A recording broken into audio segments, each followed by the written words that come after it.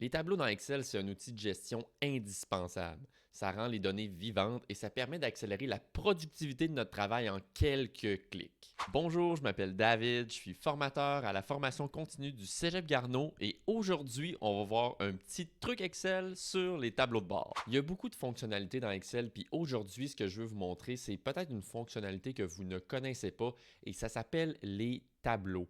Donc ici, ce que j'ai fait, c'est que j'ai transformé mes données en tableaux. Je suis allé dans Insertion et j'ai cliqué sur le bouton Tableau.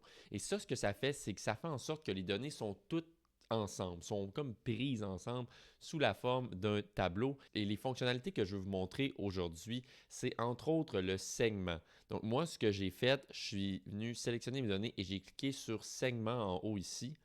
Et ensuite de ça, j'ai une petite boîte qui m'est apparue et j'ai coché les segments que je voulais. Ce que ça a fait, c'est que ça a ouvert des genres de filtres. En fait, ce que ça permet de faire, c'est de filtrer sur plusieurs données. Donc, dans mon exemple ici, qui est une épicerie, en fait, c'est que je peux sélectionner les vendeurs. Si je veux le vendeur cégepien 1, je tiens chiffre cégepien 2, cégepien 4 et cégepien 6. Comme vous voyez, au fur et à mesure que je clique, mon graphique en bas à gauche se met à jour automatiquement.